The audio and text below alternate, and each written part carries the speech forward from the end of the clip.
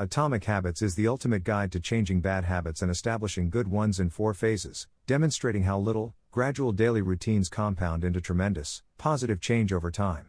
Seth Godin's presentation for his book Linchpin is one of the most excellent keynote presentations I've seen. He depicts a baseball bat flying into the spectators on one of the slides, with people crouching and waving their arms in panic. While Seth utilizes the image to illustrate our illogical concerns, such fears come true in rare circumstances. One of the examples was James Clear. A wayward bat smacked him in the face while he was in high school. His recovery took months due to a broken nose, severe brain swellings, dislocated eyeballs, and fractures. He had little option but to depend on the strength of tiny gains to get his baseball career back on track. In college, he gradually developed solid habits and finally made the All-American academic team as one of 33 players.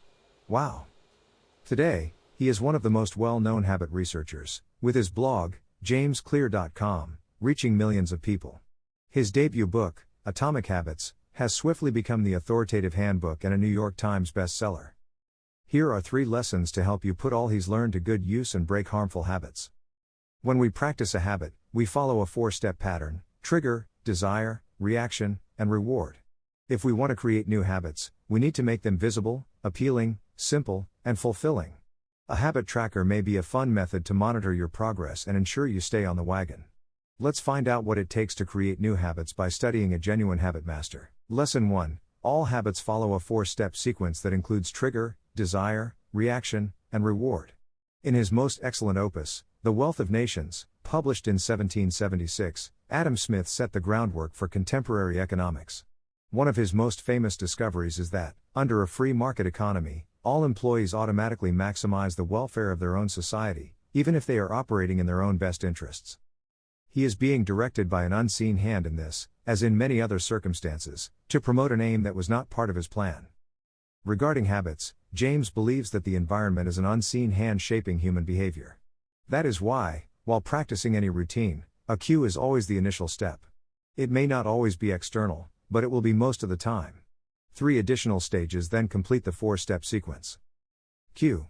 A hint that there is a reward to be discovered, such as the fragrance of a cookie or a dark area waiting to be illuminated. Craving. The incentive to modify something to get the reward, such as tasting the tasty cookie or being able to see. Response. Whatever thinking or action is required to reach the prize. Reward. The pleasurable sensation you receive from the shift and the lesson of whether or not to do it again. Several famous techniques, such as Charles Duhigg's habit loop, Gretchen Rubin's 4 inclinations, and B.J. Fogg's tiny habits behavior model, attempt to forecast how and why we do what we do. James provides a more polished version of what Duhigg discussed in The Power of Habit, and although each of these techniques is unique, they are not mutually incompatible. Lesson 2. To create habits, they must be visible, appealing, simple, and gratifying. James then derives 4 rules of behavior modification from the 4-step pattern he provides, each of which corresponds to one portion of the loop. Here they are, along with some suggestions on how to utilize them to encourage good behavior and make poor ones more difficult. Make it clear. Put your fruits on show rather than hiding them in the fridge. Make it appealing.